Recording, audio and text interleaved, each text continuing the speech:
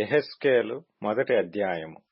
30వ సంవత్సరము 4వ నెల 5వ దినమున నేను కెబారు నదీ ప్రదేశమున చెరలోని వారి మధ్య కాపురముంటిని.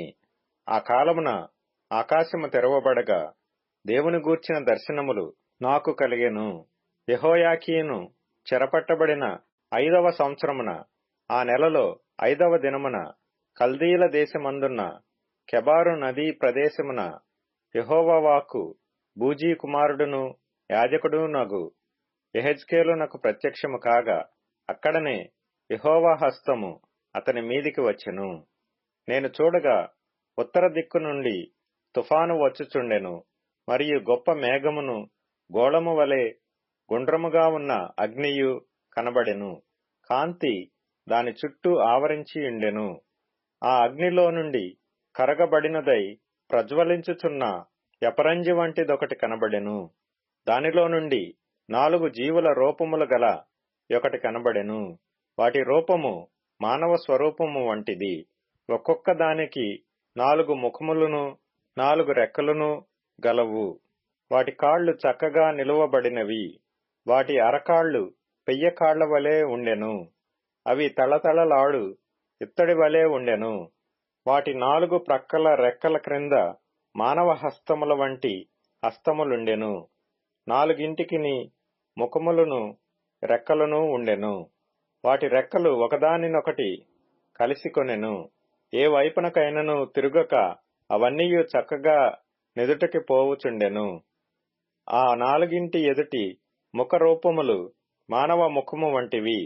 కుడి పార్శ్వపు రూపములు సింహపు ముఖము వంటివి. ఎడమ పార్శ్వపు ముఖములు ఎద్దు ముఖము వంటివి.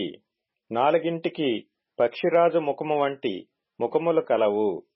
వాటి ముఖములను రెక్కలను వేరువేరుగా ఉండెను. ఒక్కొక్క జీవి రెక్కలలో ఒక రెక్క రెండవ జతలో ఒకదానితో కలిసియుండెను. ఒక్కొక్క జత రెక్కలు వాటి దేహములను కప్పెను.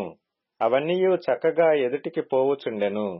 అవి వెనుకకు తిరగక ఆత్మ ఏ వైపునకు పోవుచుండునో ఆ వైపునకే పోవుచుండెను. ఆ జీవుల రూపములు మండుచున్న నిప్పులతోనూ దివిటీలతోనూ సమానములు. ఆ అగ్ని జీవుల మధ్యను ఇటు అటు వ్యాపించెను. ఆ అగ్ని అతి కాంతిగా ఉండెను. అగ్నిలో నుండి మెరుపు బయలుదేరుచుండెను.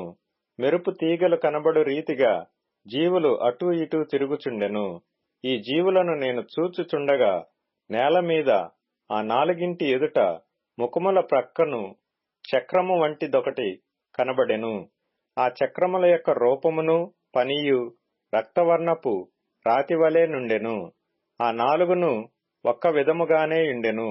వాటి రూపమును పనియు చూడగా చక్రములో చక్రమున్నట్టుగా ఉండెను. అవి జరుగునప్పుడు 4 ప్రక్కలకు జరుగుచుండెను. వెనుకకు తిరుగకయే జరుగుచుండెను. వాటి కైవారములు మిక్కిలి ఎత్తుగలవై భయంకరముగా ఉండెను. ఆ 4 కైవారములు చుట్టూ కండ్లతో నిండియుండెను. ఆ జీవులు కదలగా ఆ చక్రములను వాటి ప్రక్కను జరిగెను. అవి నేల నుండి లేచినప్పుడు చక్రములు కూడా లేచెను. అవి ఆత్మ ఎక్కడికి పోవునో అక్కడికే, అది పోవలసిన వైపునకే అవియు పోవుచుండెను. జీవికున్న ఆత్మ చక్రములకునూ ఉండెను. గనుక అవి లేవగానే చక్రములను లేచుచుండెను.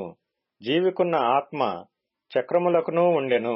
గనుక జీవులు జరుగుగా చక్రములను జరుగుచుండెను. అవి నిలువగా ఇవియూ నిలిచెను.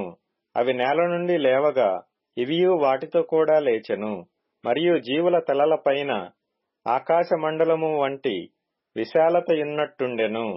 అది తళతళలాడు స్ఫటికముతో సమానమై వాటి తలలకు పైగా వ్యాపించియుండెను. ఆ మండలము వంటి దాని క్రింది జీవుల రెక్కలలో 2 ఒకదాని ప్రక్క ఒకటి పైకి చాపబడి ఉండెను. 2 వాటి దేహములు కప్పుచుండెను. ఈ తట్టుననున్న జీవులకును ఆ తట్టుననున్న జీవులకును, అనగా ప్రతి జీవికిని అలాగున రెక్కలుండెను. అవి జరుగుగా నేను వాటి రెక్కల చప్పుడు వింటిని. అది విస్తారమైన ఉదకముల ఘోష వలెను, సర్వశక్తుడగు దేవుని స్వరము వలెను, దండువారు చేయు ధ్వని వలెను ఉండెను. అవి నిలిచినప్పుడెల్లా తమ రెక్కలను వాల్చుకొనుచుండెను. అవి నిలిచి రెక్కలను వాల్చునప్పుడు వాటి తలలకు పైగానున్న ఆకాశ మండలము వంటి దానిలో నుండి శబ్దము పుట్టెను. వాటి తలలపైనున్న ఆ మండలము పైన నీలకాంతమయమైన సింహాసనము వంటిదొకటి కనబడెను. మరియు ఆ సింహాసనము వంటి దానిమీద నరస్వరూపియగు ఒకడు ఆసీనుడై ఉండెను. చుట్టూ దాని లోపట కరుగుచున్న ఇత్తడియు అగ్నియు నున్నట్టు నాకు కనబడెను. నడుము మొదలుకొని మీదికిని, నడుము మొదలుకొని దిగువకును ఆయన అగ్ని స్వరూపముగా నాకు కనబడెను. చుట్టూను తేజోమయముగా కనబడెను. వర్షకాలమున కనబడు ఇంద్రధనస్సు యొక్క తేజస్సు వలె దాని చుట్టూనున్న తేజస్సు కనబడెను. ఇది యెహోవా ప్రభావ స్వరూప దర్శనము. నేను చూచి సాగిలపడగా నాతో మాట్లాడు ఒకని స్వరము నాకు వినబడెను. యెహెజ్కేలు గ్రంథము 2వ అధ్యాయము. నరపుత్రుడా, నీవు చక్కగా నిలువబడుము, నేను నీతో మాట్లాడవలెను అని ఆయన నాతో మాట్లాడినప్పుడు ఆత్మ నాలోనికి వచ్చి నన్ను నిలువబెట్టెను. అప్పుడు నాతో మాట్లాడిన వాని స్వరము వింటిని. ఆయన నాతో ఇట్లనెను, నరపుత్రుడా, నా మీద తిరుగుబాటు చేసిన జనుల యొద్దకు, ఇశ్రాయేలీల యొద్దకు నిన్ను పంపుచున్నాను. వారును వారి పితరులను నేటి వరకును నా మీద తిరుగుబాటు చేసిన వారు. వారు సిగ్గుమాలిన వారును కఠిన హృదయులునై ఉన్నారు. వారి యొద్దకు నేను నిన్ను పంపుచున్నాను. వారు తిరుగుబాటు చేయువారు గనుక వారు వినినను వినకపోయినను తమ మధ్య ప్రవక్తయున్నాడని వారు తెలుసుకొనున్నట్లు ప్రభువగు యెహోవా ఇలాగు సెలవిచ్చుచున్నాడని నీవు వారికి ప్రకటింపవలెను. నరపుత్రుడా, నీవు బ్రహ్మదండి చెట్లలోను ముండ్ల తుప్పలలోను తిరుగుచున్నావు, తేళ్ల మధ్య నివసించుచున్నావు. అయినను ఆ జనులకు భయపడకుము, వారి మాటలకును భయపడకుము. వారు తిరుగుబాటు చేయువారు, వారికి భయపడకుము. వారు తిరుగుబాటు చేయువారు గనుక వారు వినినను వినకపోయినను నేను సెలవిచ్చిన మాటను నీవు వారికి తెలియజేయము. నరపుత్రుడా, వారు తిరుగుబాటు చేసినట్లు నీవు చేయక నేను నీతో చెప్పు మాటను విని నోరు తెరచి నేనిచ్చు దాని భుజించుము అనెను. నేను చూచుచుండగా గ్రంథమును పట్టుకొనిన ఒక చెయ్యి నా యొద్దకు చాపబడెను.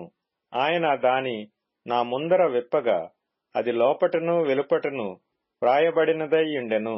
మహావిలాపమును మనోదుఃఖమును రోదనమును అని అందులో వ్రాయబడి ఉండెను. యెహెజ్కేలు గ్రంథము 3వ అధ్యాయము. మరియు ఆయన నాతో ఈలాగు సెలవిచ్చెను, నరపుత్రుడా, నీకు కనబడిన దానిని భక్షించుము. ఈ గ్రంథమును భక్షించి ఇశ్రాయేలీల యొద్దకు పోయి వారికి ప్రకటన చేయుము. నేను నోరు తెరవగా ఆయన ఆ గ్రంథము నాకు తినిపించి, నరపుత్రుడా, నేనిచ్చుచున్న ఈ గ్రంథమును ఆహారముగా తీసుకొని దానితో నీ కడుపు నింపుకొనుమని నాతో సెలవీయగా నేను దాని భక్షించితిని. అది నా నోటికి తేనెవలె మధురముగా నుండెను. మరియు ఆయన నాతో ఇలాగు సెలవిచ్చెను, నరపుత్రుడా, నీవు బయలుదేరి ఇశ్రాయేలీల యొద్దకు పోయి నా మాటలు వారికి తెలియజెప్పుము. నీవు గ్రహింపలేని ఏస మాటలు పలుకు జనుల యొద్దకు కాదు, ఇశ్రాయేలీల యొద్దకే నిన్ను పంపుచున్నాను. నీవు గ్రహింపలేని ఏస మాటలు పలుకు అన్యజనుల యొద్దకు నిన్ను పంపుటలేదు. అట్టి వారి యొద్దకు నేను నిన్ను పంపిన ఎడల వారు నీ మాటలు విందురు. అయితే ఇశ్రాయేలీలందరూ సిగ్గుమాలిన వారును కఠిన హృదయులునై నేను చెప్పిన మాటల నాలకింప నొల్లక యున్నారు గనుక నీ మాటలు విననొల్లరు. ఇదిగో వారి ముఖము వలెనే నీ ముఖమును కఠినమైనదిగా నేను చేసెదను. వారి నుదురు వలెనే నీ నుదురును కఠినమైనదిగా చేసెదను. నీ నుదురు చెకుముకి రాతి కంటే కఠినముగా ఉండు వజ్రము వలె చేసెదను. వారికి భయపడకుము. వారందరూ తిరుగుబాటు చేయువారైనను వారిని చూచి జడియకుము. మరియు నరపుత్రుడా, చెవియొగ్గి నేను నీతో చెప్పు మాటలన్నిటినీ చెవులారా విని నీ మనస్సులో ఉంచుకొని బయలుదేరి చెరలోనున్న నీ జనుల యొద్దకు పోయి ఈ మాటలు ప్రకటింపుము. వారు వినినను వినకపోయినను ప్రభువైన యెహోవా ఈలాగు సెలవిచ్చుచున్నాడని చెప్పుమని ఆయన నాతో సెలవిచ్చెను. అంతలో ఆత్మ నన్నెత్తుకొని పోగా, యెహోవా ప్రభావమునకు స్తోత్రము కలుగునుగాక అను శబ్దమొకటి ఆయనయున్న స్థలము నుండి ఆర్భాటముతో నా వెనుక పలుకుట నేను వింటిని. మరియు ఆ జంతువుల రెక్కలు ఒకదానినొకటి తగులుట వలన కలుగు చప్పుడును, వాటి ప్రక్కనున్న చక్రముల ధ్వనియు గొప్ప సందడి జరుగుచున్నట్లుగా నాకు వినబడెను. ఆత్మ నన్నెత్తి తోడుకొని పోగా, నా మనసునకు కలిగిన రౌద్రాగ్ని చేత బహుగా వ్యాకులపడుచు కొట్టుకొని పోయినప్పుడు యెహోవా హస్తము నా మీద బలముగా వచ్చెను. నేను కెబారు నది దగ్గర తేలాబీబు అను స్థలమందు కాపురముండు చెరపట్టబడిన వారి యొద్దకు వచ్చి, వారు కూర్చున్న స్థలమందు కూర్చుండి, ఏమియూ చెప్పకయు కదలకయు నున్న వాడనై 7 దినములు వారి మధ్య నుంటిని. ఆ 7 దినములు జరిగిన తరువాత యెహోవా వాక్కు నాకు ప్రత్యక్షమై ఇలాగు సెలవిచ్చెను. నరపుత్రుడా, ఇశ్రాయేలీలకు కావలిగా నేను నిన్ను నియమించియున్నాను. కాబట్టి నీవు నా నోటి మాట ఆలకించి, నేను చెప్పిన దానిని బట్టి వారికి హెచ్చరిక చేయుము. అవశ్యముగా నీవు మరణమవుదువని నేను దుర్మార్గుని గూర్చి ఆజ్ఞ ఇయ్యగా, నీవు అతనిని హెచ్చరిక చేయకయు, అతడు జీవించున్నట్లు తన దుర్మార్గతను విడిచిపెట్టవలెనని వానిని హెచ్చరిక చేయకయు నుండిన ఎడల, ఆ దుర్మార్గుడు తాను చేసిన దోషమును బట్టి మరణమవును గాని అతని రక్తమునకు నిన్ను ఉత్తరవాదిగా ఎంచుదును. అయితే నీవు దుర్మార్గుని హెచ్చరిక చేయగా, అతడు తన దుర్మార్గత నుండి దుష్క్రియల నుండియు మరలని ఎడల, అతడు తన దోషమును బట్టి మరణమవును గాని నీవు తప్పించుకొందువు. మరియు నీతిగలవాడు తన నీతి విడిచి దుర్నీతిని అనుసరించినందున నేను అతని ముందర అభ్యంతరము పెట్టగా అతడు మరణమగును. నీవు అతనిని హెచ్చరిక చేయని ఎడల, పూర్వము తాను చేసిన నీతి జ్ఞాపకమునకు రాకుండా అతడును తన దోషమును బట్టి మరణమవును. అయితే అతని ప్రాణ విషయములో నిన్ను ఉత్తరవాదిగా ఎంచుదును. అయితే పాపము చేయవలదని నీతిగల వానిని నీవు హెచ్చరిక చేయగా, అతడు హెచ్చరింపబడి పాపము చేయక మానిన ఎడల అతడు అవశ్యముగా బ్రతుకును. నీ మట్టుకు నీవును ఆత్మను తప్పించుకొందువు. అక్కడ యెహోవా హస్తము నా మీదికి వచ్చి, నీవు లేచి మైదానపు భూమికి వెళ్ళుము, అక్కడ నేను నీతో మాటలాడుదునని ఆయన నాకు సెలవిచ్చెను. నేను లేచి మైదానపు భూమికి వెళ్ళగా, కెబారు నది దగ్గర యెహోవా ప్రభావము నాకు ప్రత్యక్షమైనట్టు ఆయన ప్రభావము నిలువబడి నాకు ప్రత్యక్షమాయెను. నేను నేలను సాగిలపడగా ఆత్మ నాలో ప్రవేశించి నన్ను చక్కగా నిలువబెట్టిన తరువాత యెహోవా నాతో మాటలాడి ఇలాగు సెలవిచ్చెను. నరపుత్రుడా, వారు నీ మీద పాశములు వేసి వాటితో నిన్ను బంధింపబోవుదురు గనుక వారి యొద్దకు వెళ్ళక ఇంటికి పోయి దాగియుండుము. వారు బహుగా తిరుగుబాటు చేయువారు గనుక నీవు మౌనివై వారిని గద్దింపకయుండునట్లు నేను నీ నాలుక నీ అంగిటికి అంటుకొన చేసెదను. అయితే నేను నీతో మాటలాడి నీ నోరు తెరచెదను. వారు తిరుగుబాటు చేయువారు గనుక నీవు వారి యొద్దకు పోయి, వినువాడు వినుగాక, విననొల్లని వాడు విననొల్లకయుండునుగాక అని ప్రభువగు యెహోవా సెలవిచ్చుచున్నాడని వారితో చెప్పవలెను. సామెతల గ్రంథం 7వ అధ్యాయము. నా కుమారుడా, నా మాటలను మనస్సున నుంచుకొనుము, నా ఆజ్ఞలను నీ యొద్ద దాచిపెట్టుకొనుము. నా ఆజ్ఞలను నీవు మనస్సున నుంచుకొనిన ఎడల, నీ కనుపాప వలె నా ఉపదేశమును కాపాడిన ఎడల నీవు బ్రతుకుదువు. నీ వ్రేళ్లకు వాటిని కట్టుకొనుము, నీ హృదయమను పలక మీద వాటిని వ్రాసికొనుము. జ్ఞానముతో నీవు నా అక్కవనియు, తెలివితో నీవు నాకు చెలికత్తెవనియు చెప్పుము. అవి నీవు జారస్త్రీ యొద్దకు పోకుండను, ఇచ్చకములాడు పరస్త్రీకి లోబడకుండను నిన్ను కాపాడును. నా ఇంటి కిటికీలో నుండి, నా అల్లిక కిటికీలో నుండి నేను పారజూడగా, జ్ఞానము లేని వారి మధ్యను యవనుల మధ్యను బుద్ధిలేని పడుచువాడొకడు నాకు కనబడెను. సందెవేళ ప్రొద్దుగుంకిన తర్వాత చిమ్మ చీకటి గల రాత్రివేళ వాడు జార స్త్రీ సందు దగ్గరనున్న వీధిలో తిరుగుచుండెను. దాని ఇంటి మార్గమున నడుచుచుండెను. అంతటా వేశ్యావేశ్యము వేసుకొనిన కపటము గల స్త్రీ ఒకతే వానిని ఎదుర్కొనవచ్చెను.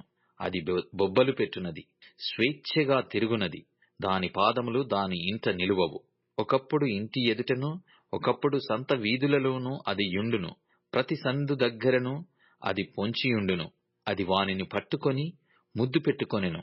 సిగ్గుమాలిన ముఖము పెట్టుకొని ఇట్లనెను, సమాధాన బలులను నేను అర్పింపవలసియుంటిని. నేడు నా మ్రొక్కుబళ్ళు చెల్లించియున్నాను. కాబట్టి నేను నిన్ను కలుసుకొనవలెనని రాగా, నిన్ను ఎదుర్కొనవలెనని బయలుదేరగా నీవే కనబడితివి. నా మంచము మీద రత్న కంబళ్లను, ఐగుప్తు నుండి వచ్చు విచిత్రపు పనిగల నారదుప్పట్లను నేను పరిచియున్నాను. నా పరుపు మీద బోళము, అగరు, కారపు చెక్క చల్లియున్నాను. ఉదయము వరకు వలుపు తీర తృప్తి పొందుదము రమ్ము. పరస్పర మోహము చేత చాలా సంతుష్టి నొందుదము రమ్ము. పురుషుడు ఇంట లేడు, దూర ప్రయాణము వెళ్ళియున్నాడు. అతడు సొమ్ము సంచి చేత పట్టుకొని పోయెను. పున్నమ నాటి వరకు ఇంటికి తిరిగి రాడు అనెను. అది తన అధికమైన లాలన మాటల చేత వానిని లోపర్చుకొనెను. తాను పలికిన ఇచ్చకపు మాటల చేత వాని నీడ్చుకొని పోయెను. వెంటనే పశువు వదకు పోవునట్లును, పరులచే చిక్కినవాడు సంకెళ్లలోనికి పోవునట్లును, తనకు ప్రాణహానికరమైనదని ఎరుగక ఉరి యొద్దకు పక్షి త్వరపడినట్లును, వాని గుండెను అంబు చీల్చు వరకు వాడు దాని వెంట పోయెను. నా కుమారులారా, చెవియొగ్గుడి, నా నోటి మాటల నాలకింపుడి. జార స్త్రీ మార్గముల తట్టు నీ మనస్సు తొలగనీయకుము. దారి తప్పి అది నడుచు త్రోవలలోనికి పోకుము. అది గాయపరిచి పడద్రోసిన వారు అనేకులు, అది చంపిన వారు లెక్కలేనంత మంది. దాని ఇల్లు పాతాళమునకు పోవు మార్గము, ఆ మార్గము మరణశాలలకు దిగిపోవును. అపోస్తలుడైన పౌలు హెబ్రీలకు వ్రాసిన పత్రిక 1వ అధ్యాయము. పూర్వకాలమందు నానా సమయములలోనూ నానా విధములుగాను ప్రవక్తల ద్వారా మన పితరులతో మాటలాడిన దేవుడు ఈ దినముల అంతమందు కుమారుని ద్వారా మనతో మాటలాడెను. ఆయన ఆ కుమారుని సమస్తమునకును వారసునిగా నియమించెను. ఆయన ద్వారా ప్రపంచములను నిర్మించెను. ఆయన దేవుని మహిమ యొక్క తేజస్సును, ఆయన తత్వం యొక్క మూర్తిమంతమునయుండి తన మహత్తుగల మాట చేత సమస్తమును నిర్వహించుచు పాపముల విషయములో శుద్ధీకరణము తానే చేసి దేవదూతల కంటే ఎంత శ్రేష్టమైన నామము పొందెనో వారికంటే అంత శ్రేష్ఠుడై ఉన్నత లోకమందు మహామహుడగు దేవుని కుడిపార్శ్వమున కూర్చుండెను. ఏలయనగా నీవు నా కుమారుడవు, నేను నేడు నిన్ను కనియున్నాను అనియు, ఇదియుగాక నేను ఆయనకు తండ్రినయుందును, ఆయన నాకు కుమారుడయుండును అనియు ఆ దూతలలో ఎవనితోనైనా ఎప్పుడైనాను చెప్పెనా? మరియు ఆయన భూలోకమునకు ఆది సంభూతిని మరల రప్పించినప్పుడు దేవుని దూతలందరూ ఆయనకు నమస్కారము చేయవలెనని చెప్పుచున్నాడు. తన దూతలను వాయువులుగాను తన సేవకులను అగ్నిజ్వాలలుగాను చేసుకొనువాడు అని తన దూతలను గూర్చి చెప్పుచున్నాడు గాని తన కుమారుని గూర్చి అయితే, దేవా, నీ సింహాసనము నిరంతరము నిలుచున్నది, నీ రాజదండము న్యాయార్థమైనది. నీవు నీతిని ప్రేమించితివి, దుర్నీతిని ద్వేషించితివి. అందుచేత దేవుడు నీ తోడి వారి కంటే నిన్ను హెచ్చించున్నట్లుగా ఆనంద తైలముతో అభిషేకించెను. మరియు ప్రభువా, నీవు ఆదియందు భూమికి పునాది వేసితివి. ఆకాశములు కూడా నీ చేతి పనులే. అవి నశించును గాని నీవు నిలిచియుందువు. అవన్నీయు వస్త్రము వలె పాతగిలును, ఉత్తరీయము వలె వాటిని మడచివేతువు. అవి వస్త్రము వలె మార్చబడును గాని నీవు ఏకరీతిగానే ఉన్నావు. నీ సంవత్సరములు తరుగవు అని చెప్పుచున్నాడు. అయితే నేను నీ శత్రువులను నీ పాదములకు పాదపీఠముగా చేయు వరకు నా కుడిపార్శ్వమున కూర్చుండుము అని దూతలతో ఎవనిని గూర్చి అయినా ఎప్పుడైనను చెప్పెనా? వీరందరూ రక్షణయను స్వాస్థ్యము పొందబోవు వారికి పరిచారము చేయుటకై పంపబడిన సేవకులైన ఆత్మలు కారా? అపోస్తలుడైన పౌలు హెబ్రీలకు వ్రాసిన పత్రిక 2వ అధ్యాయము. కావున మనము వినిన సంగతులను విడిచిపెట్టి కొట్టుకొని పోకుండునట్లు వాటి యందు మరి విశేష జాగ్రత్త కలిగి ఉండవలెను. ఎందుకనగా దేవదూతల ద్వారా పలుకబడిన వాక్యము స్థిరపరచబడినందున ప్రతి అతిక్రమమును అవిధేయతయు న్యాయమైన ప్రతిఫలము పొందియుండగా ఇంత గొప్ప రక్షణను మనము నిర్లక్ష్యము చేసిన ఎడల ఎలాగు తప్పించుకొందుము? అట్టి రక్షణ ప్రభువు బోధించుట చేత ఆరంభమై దేవుడు తన చిత్తానుసారముగా సూచక క్రియల చేతను మహత్కార్యముల చేతను నానా విధములైన అద్భుతముల చేతను వివిధములైన పరిశుద్ధాత్మ వరములను అనుగ్రహించుట చేతను వారితో కూడా సాక్ష్యమిచ్చుచుండగా వినిన వారి చేత మనకు దృఢపరచబడెను. మనము మాటలాడుచున్న ఆ రాబోవు లోకమును ఆయన దూతలకు లోపరచలేదు. అయితే ఒకడు ఒకచోట ఈలాగున దృఢముగా సాక్ష్యమిచ్చుచున్నాడు, నీవు మనుష్యుని జ్ఞాపకం చేసుకొనుటకు వాడేపాటివాడు? నీవు నరపుత్రుని దర్శించుటకు వాడేపాటివాడు? నీవు దేవదూతల కంటే వానిని కొంచెము తక్కువ వానిగా చేసితివి. మహిమ ప్రభావములతో వానికి కిరీటము ధరింపజేసితివి. నీ చేతి పనుల మీద వానికి అధికారము అనుగ్రహించితివి. వాని పాదముల క్రింద సమస్తమును ఉంచితివి. ఆయన సమస్తమును వానికి లోపర్చినప్పుడు వానికి లోపర్చకుండా దేనిని విడిచిపెట్టలేదు. ప్రస్తుతమందు మనము సమస్తమును వానికి లోపర్చబడుట ఇంకనూ చూడలేదు గాని దేవుని కృప వలన ఆయన ప్రతి మనుష్యుని కొరకు మరణము అనుభవించినట్లు దూతల కంటే కొంచెము తక్కువ వాడుగా చేయబడిన యేసు మరణము పొందినందున మహిమ ప్రభావములతో కిరీటము ధరించిన వానిగా ఆయనను చూచుచున్నాము. ఎవని నిమిత్తము సమస్తమును ఉన్నవో, ఎవని వలన సమస్తమును కలుగుచున్నవో ఆయన అనేకులైన కుమారులను మహిమకు తెచ్చుచుండగా వారి రక్షణకర్తను శ్రమల ద్వారా సంపూర్ణునిగా చేయుట ఆయనకు తగును. పరిశుద్ధపరచు వారికిని పరిశుద్ధపరచబడు వారికిని అందరికీ ఒక్కటే మూలము. ఈ హేతువు చేతను వారిని సహోదరులను పిలుచుటకు ఆయన సిగ్గుపడక నీ నామమును నా సహోదరులకు ప్రచురపరతును, సమాజము మధ్య నీ కీర్తిని గానము చేతును అనెను. మరియు నేను ఆయనను నమ్ముకొని ఉందును అనియు, ఇదిగో నేనును దేవుడు నాకిచ్చిన పిల్లలును అనియు చెప్పుచున్నాడు. కాబట్టి ఆ పిల్లలు రక్తమాంసములు గలవారైనందున ఆ ప్రకారమే మరణము యొక్క బలము గలవాణిని అనగా అపవాదిని మరణము ద్వారా నశింపజేయుటకును జీవితకాలమంతయు మరణ భయము చేత దాస్యమునకు లోబడిన వారిని విడిపించుటకును ఆయన కూడా రక్తమాంసములలో పాలివాడాయెను. ఏలయనగా ఆయన ఎంతమాత్రమును దేవదూతల స్వభావమును ధరించుకొనక అబ్రహాము సంతాన స్వభావమును ధరించుకొని ఉన్నాడు. కావున ప్రజల పాపములకు పరిహారము కలుగజేయుటకై దేవుని సంబంధమైన కార్యములలో కనికరమును నమ్మకమును గల ప్రధాన యాజకుడగు నిమిత్తము అన్ని విషయములలో ఆయన తన సహోదరుల వంటివాడు కావలసి వచ్చెను. తాను శోధింపబడి శ్రమ పొందెను గనుక శోధింపబడు వారికిని సహాయము చేయగలవాడై ఉన్నాడు. అపోస్తలుడైన పౌలు హెబ్రీలకు వ్రాసిన పత్రిక 3వ అధ్యాయము. ఇందువలన పరలోక సంబంధమైన పిలుపులో పాలు పొందిన పరిశుద్ధ సహోదరులారా, మనము ఒప్పుకొనిన దానికి అపోస్తలుడును ప్రధాన యాజకుడునైన యేసు మీద లక్ష్యముంచుడి.